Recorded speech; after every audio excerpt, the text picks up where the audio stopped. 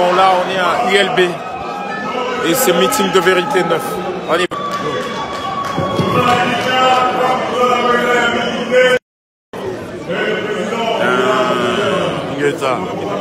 C'est lui ou c'est rien?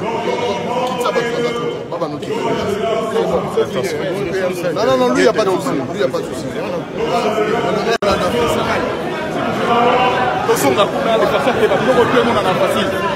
Donnons l'exemple.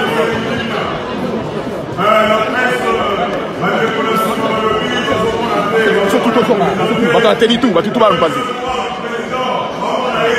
Babi bovanda wana na moni tika ko filmer ko na ma filmage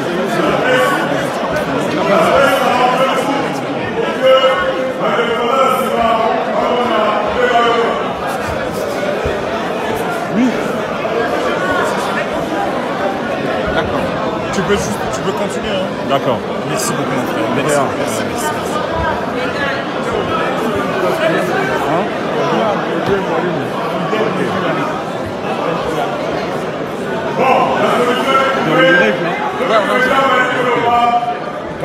La presse a côté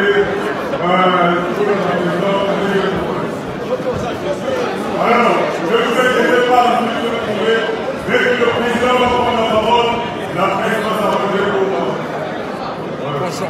Et puis maintenant, les bons pour chanter les bons.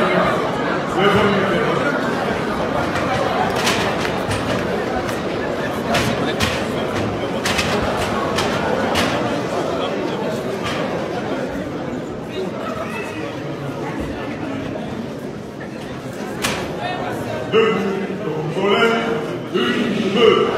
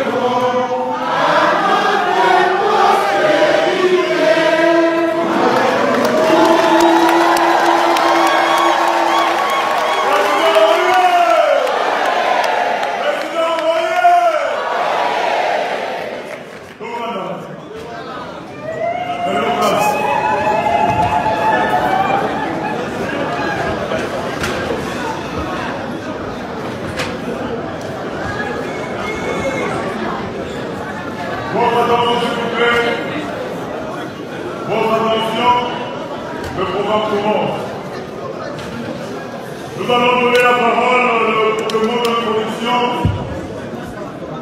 au docteur Zoumane.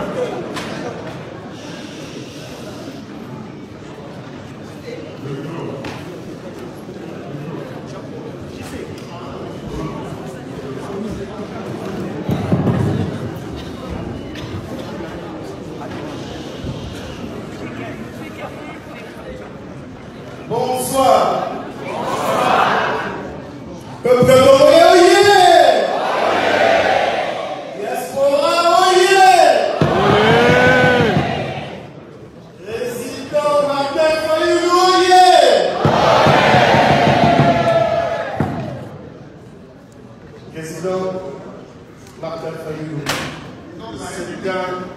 grand honneur pour la diaspora congolaise réunie ici en ce lieu, pour vous recevoir. Ce jour est un jour important parce que votre première sortie en dehors des frontières de la République démocratique du Congo, c'est en Belgique, en Europe, pour échanger avec vos concitoyens, vos frères et sœurs. Je serai bref pour d'abord mettre des points sur le i en remerciant l'Éternel qui a permis à ce que cette campagne se fasse dans les conditions où tout le peuple congolais a adhéré à la cause de la coalition Lamuka derrière votre visite. Et pour ça, je demande des applaudissements.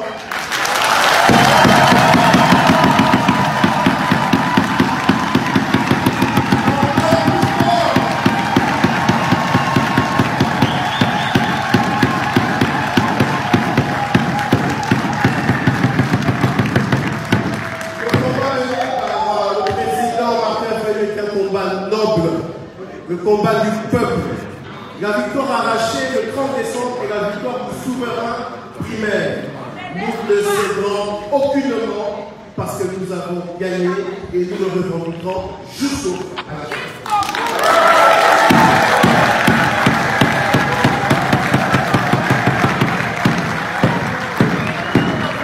Je tiens à remercier la diaspora pour son implication dans la lutte menée ces derniers mois par la coalition Lamuka avec Martin Fayulu, parce que la coalition Lamuka compte énormément sur la diaspora. Nous comptons sur vous, chers frères et sœurs. Nous ne devons pas abandonner le combat qui est mené à Kinshasa et en République démocratique du Congo. Je tiens également à féliciter et remercier tous les leaders qui ont accompagné le président Martin Fayulu. J'ai cité le président Jean Pérenga, le président Katoumi, le président Mésito, le président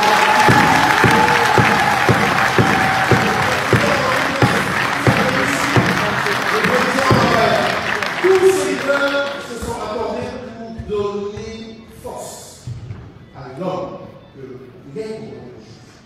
J'ai cité Martin Fayulu.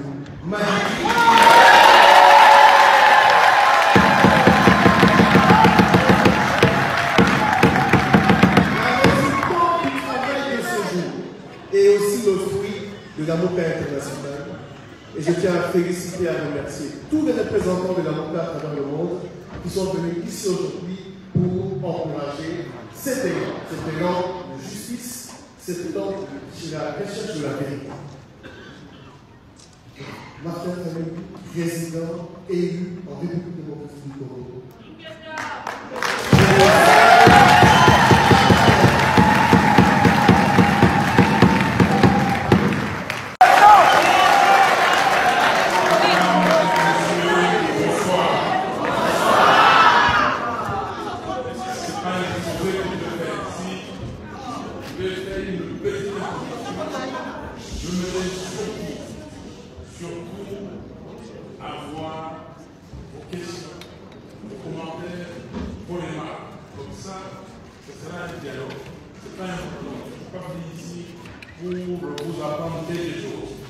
J'étais témoin de quelque chose et je vais aujourd'hui qu'on partage.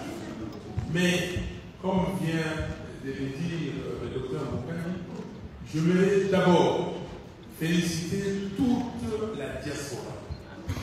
J'aimerais que vous puissiez ici applaudir tous les Congolais qui sont dans la diaspora, qui sont à l'extérieur de notre pays, s'il vous plaît.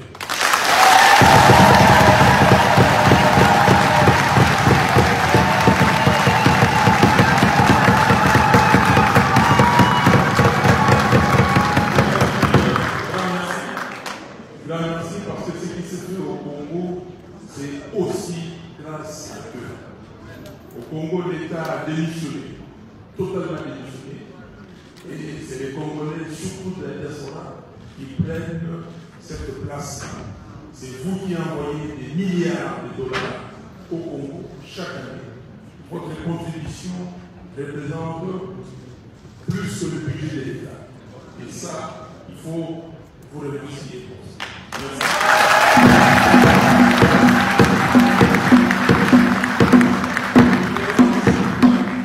Remercier les dirigeants, avant les leaders d'abord, les dirigeants de la coalition La Mouka ici en Europe, qui sont avec le docteur Monga et les autres.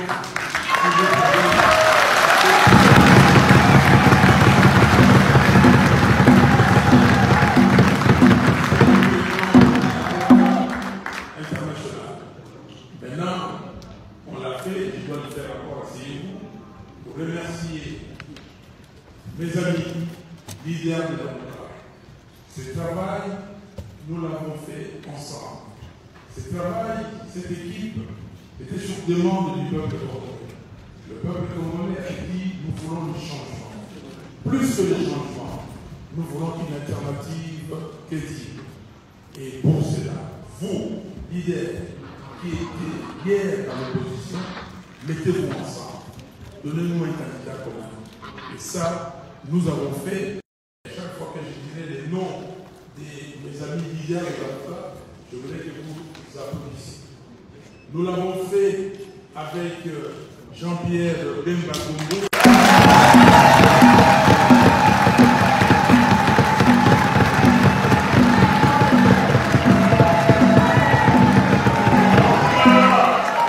Nous avons répondu positivement avec Moïse Katumbi Chapeau.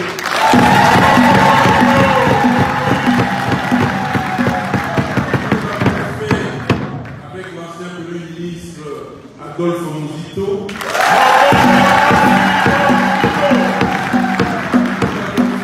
Avec le professeur Freddy Matumboulou.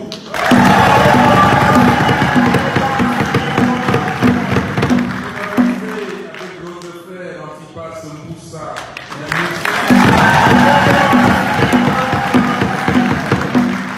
Notre frère le sénateur Babaya est venu nous rejoindre.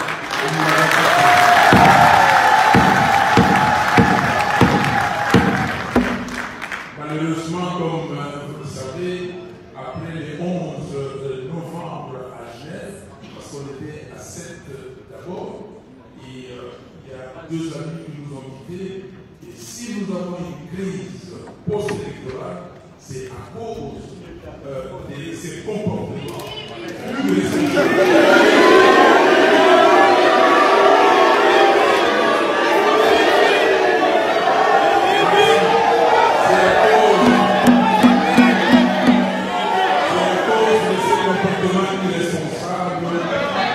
Que nous vivons cette situation et l'irresponsabilité continue. Je vais le démontrer, c'est que l'irresponsabilité continue dans les chefs de certains fils, surtout fils, pas seulement les filles, certains fils du Congo continuent à être irresponsables pour ne pas comprendre que le pays a besoin. Et nous devons avoir un sens d'abnégation pour que ce pays, qui constitue, comme tout le monde dit, un scandale géologique, ce pays qui possède un nombre impressionnant de ressources naturelles, ce pays qui possède des ressources humaines, vous êtes là. Mais ce pays est le dernier de la classe. C'est le pays le dernier du monde. Les Congolais ne vivent pas correctement.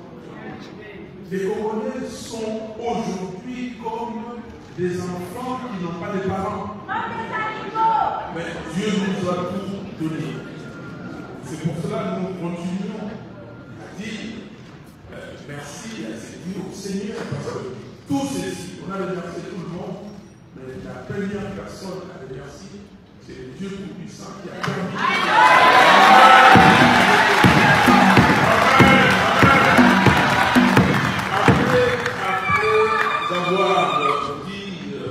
Tous ces remerciements. Maintenant, les Congos, aujourd'hui, les Congos de nulle part. Les Congos aujourd'hui, l'avenir du Congo est hypothéqué. Totalement hypothéqué, et je pèse le mot. Nous devons aujourd'hui, nous Congolais, être responsables. Je parlais de l'irresponsabilité de certains compatriotes Mais nous devons mettre en avant notre responsabilité. Notre responsabilité dans ce qui se passe et dans ce qui doit se passer au Congo. Qu'est-ce qui s'est passé au Congo? Nous avons décidé d'aller aux élections. Nous avons décidé, il est écrit dans notre constitution, dans son exposé des motifs, que depuis le 30 juin 1960, date de la cession du pays à l'indépendance, le pays connaît des crises récurrentes. Et ces crises sont dues au manque de légitimité des institutions et de leurs dirigeants. Pas de légitimité. C'est pour cela que les filles et fils du pays ont décidé, les forces vives de la nation, ont décidé d'aller à San City et de réfléchir, de dialoguer. Et ce dialogue a produit ce que vous connaissez sous le nom de l'accord global et inclusif. Et dans cet accord, il était dit ceci. Il fallait que les Congolais se dotent d'une constitution. Une constitution qui devait donner au peuple congolais les voies et moyens pour se choisir ses dirigeants librement et démocratiquement. Voilà que nous avons eu la constitution qui a été adoptée et, disons, par référendum en décembre 2005 et en 2006, le 18 février, cette constitution a été promulguée. Nous avons vu les élections de 2006. Vous savez tous, l'élection présidentielle, Jean-Pierre Bemba Congo a gagné. Mais on a proclamé Monsieur Kabila. Tout le monde entier, tout le monde a dit, voilà, laissez, ce n'est qu'un processus et la démocratie, ce n'est pas un processus instantané. Il faut aller pas à pas. Déjà, ce que vous avez fait, c'est bien, mais continuez. Et là, on a vu quand même au niveau des législatives et nationales et provinciales, les résultats étaient relativement corrects. Mais la présidentielle, Bemba a gagné, on a proclamé gagné. Bemba s'est fait le devoir de dire, voilà, je vais attendre, je vais laisser et j'accepte le résultat. Il y a eu beaucoup de pression. Malgré que le peuple congolais a dit non, et en responsable, il a dit oui, j'accepte. Moi, personnellement, j'ai appelé M. Kabila président à ce moment-là parce que le challenger avait accepté. Vous avez vu ce qui est arrivé à Bemba. Au lieu de les laisser tranquilles, de continuer son action politique et aider à la démocratisation du pays, il est allé en prison pendant 10 ans à la vie. 10 ans. Dans la vie. Pour rien. Parce qu'il s'est avéré que c'était pour rien. 2011. Il vient. Quand il vient, Kabila et son équipe considèrent que c'était un grand danger. Il fallait changer l'article 71 de la Constitution. L'article 71 de la Constitution qui instituait donc 2 tours pour la présidentielle. Premier tour, tout le monde se présente. Au deuxième tour, les 2 candidats arrivaient en nombre utile s'affrontent. Et il a évité de tout sauf Kabila. Et d'une façon arrachée, d'une manière truquée, le Sénat du Congo a changé cet article 71. Cette question qui n'était pas, reprise de la convocation de la session extraordinaire du Sénat, et le Sénat a abordé la question en violant son règlement intérieur. On a institué, et le 11 janvier 2011, on a adopté, on a changé cet article pour dire que l'élection présidentielle s'est faite en un tour et le 20, on a promulgué la loi. Malgré cela, le président Tshisekedi a gagné cette élection. Mais on a proclamé Kabila.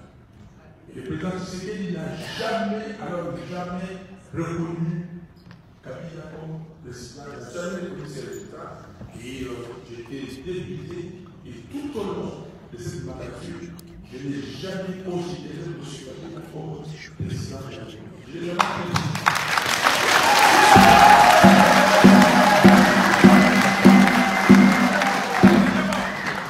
Nous avons fait un compromis.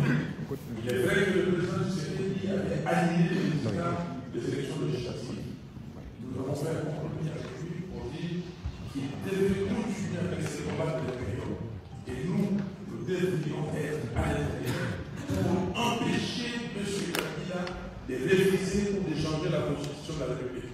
Parce que c'est ça que vous voulez changer. Et nous avons gagné ce combat. On l'a empêché de changer la Constitution, on l'a empêché de réviser la Constitution.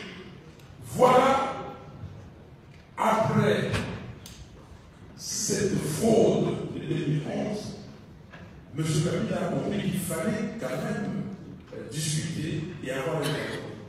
Et nous avons dit, pas de dialogue selon M. Kabila, oui, avec le dialogue selon la résolution 20.